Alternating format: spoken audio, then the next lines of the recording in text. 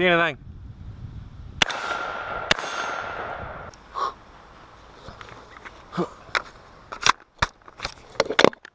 Well, that's no good.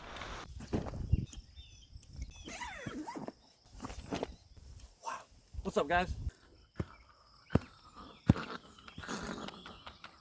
Today we're going to be talking about the Bear Creek Upper PSA Lower combo, about saving money, about what kind of people might and might not want to do this. You might want to go buy somewhere else. You might want to buy from a different manufacturer. I'll explain to you a little bit about how I think about it.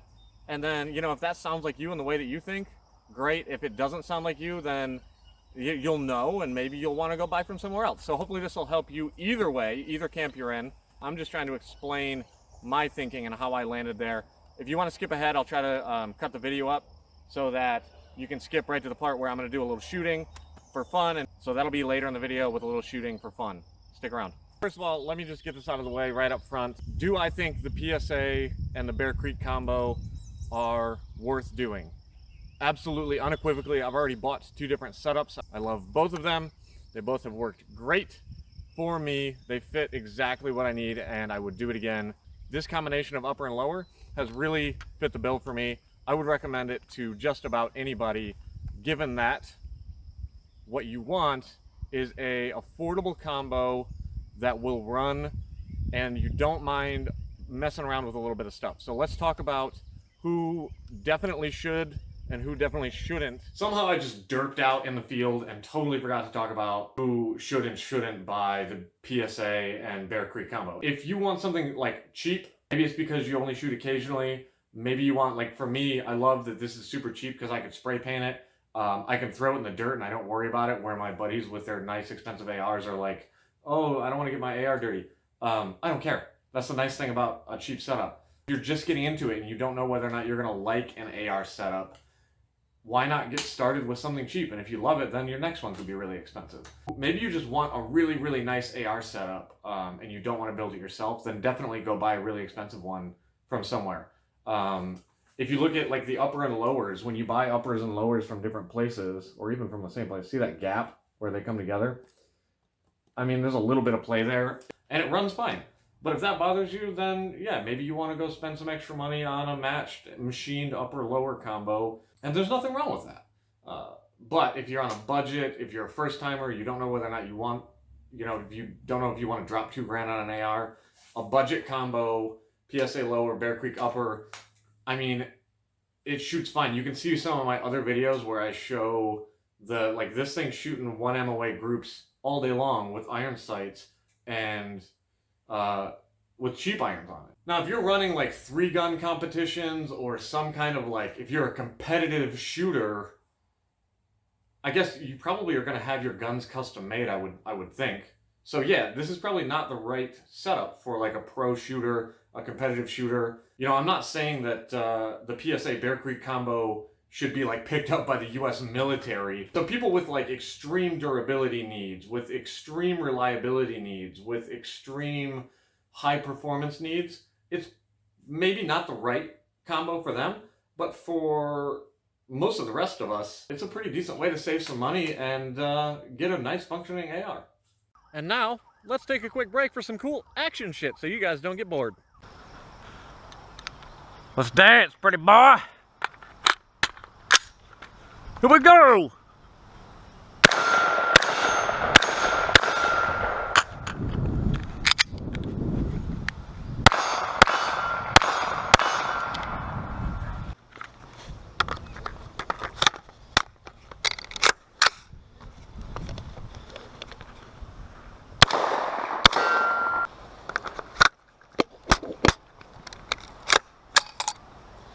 Son of a bitch. Here's some common stuff that I see the Bear Creek uppers get crap for all the time. Loose screws, staking that wasn't quite right. The gas block is loose. I got it and my gas block was not lined up. The hole in the gas block didn't line up with the hole in the barrel, and therefore it caused cycling issues. When I get an upper in, no matter what manufacturer it is, I'm probably going to take it apart and look everything over anyways, one way or the other. So to me, it's not worth multiple hundreds of dollars for just for better quality control when I'm gonna go over and check everything anyways. It's fine. I'll save a couple $100 and go double check everything, whether it's a Bear Creek upper or any other upper. Another issue that I see a lot that people rap on BCA for, that I have experienced myself, and I've experienced loose screws and stuff as well. Another issue is like poor customer service or poor response time. When I ordered this one, it came in almost immediately. When I went to order this guy, it took a long time. I had to email them, and then it finally shipped out after I emailed them. But I mean, again, I'm saving a couple $100. I don't mind waiting a couple weeks. It's not like they didn't send it to me. Waiting a couple weeks doesn't bother me, and for me, in the way that I think, that's worth saving a couple $100 versus going and buying an upper somewhere else that might be faster. Now, a lot of people either don't know what they're doing well enough to, or don't have the confidence to like double check screws and that sort of thing. Bear Creek has their like Bear Den guarantee or whatever. Just send it back to them. Contact their customer support. Send it back to them. Get it taken care of. Make them take care of it. That's what they got the guarantee for, right? Let me give you an example of a common problem that I see negative reviews about. Here it is. In fact, I didn't do this. This just happened on accident on my way to the range. I noticed. I don't know if you guys can see that. My upper, the rail on my upper is super loose here. It's probably my fault because I've taken it apart at some point, but guess what I keep in my range bag to deal with that? Check this out. Ready? 1, 2. Problem solved. I'm gonna get loose screws eventually anyways, and I've got this with me to fix it, so I'll save a couple $100 and fix a loose screw once in a while. All right, so let me sum this up for you in terms of my experience and how I think about it, and whether or not that sounds like maybe you resonate with that, or maybe it's not the way you think. Here's my 300 blackout Bear Creek upper PSA lower. I probably spent $650 on this, minus the optic and the light. It's got some cool Cerakoted colors down here that I did just for fun. It's got the CAC hardware. It's got a Strike Industries extended charging handle, foregrip for like $600.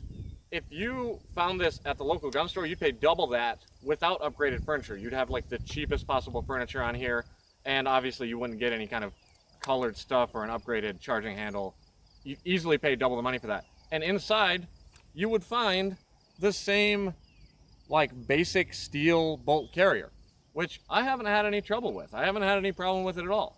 I just can't justify spending double the money when I can buy the lower and the upper, snap them together for half the price. For me, that is saving multiple hundreds of dollars to just snap two things together that I ordered from two different places. It's a no-brainer. If you don't want to deal with ordering from two separate places, if you don't want to deal with maybe slow shipping from Bear Creek, if you don't want to deal with like maybe there's a loose screw, then by all means, go buy something from somewhere else. All right, just as some examples, all during the pandemic times, I have bought and built these. This was a PSA lower complete, which I've changed a lot of crap, like changed out some of the hardware, but complete PSA lower with a 16-inch 223 Bear Creek upper. That one set me back almost exactly $500 minus some of the other stuff, right? So the upper and the lower. This I just picked up recently. This is an Anderson lower complete with MOE hardware. I got it for $230, including transfer fees and everything. So that's ready for an upper. And then this is my 300 blackout pistol that I built, including all the upgraded hardware. The BCM grip, the CAC, the upgraded charging handle, the Cerakoted parts, the foregrip, all of it, about $600. Upper, lower, and all the upgraded hardware, $600. 500, 230, 600. Not including the optic and the light. Hopefully sharing my perspective helps somebody out there make a decision one way or the other, no matter what manufacturer or type of upper and lower you go with. I hope this helps.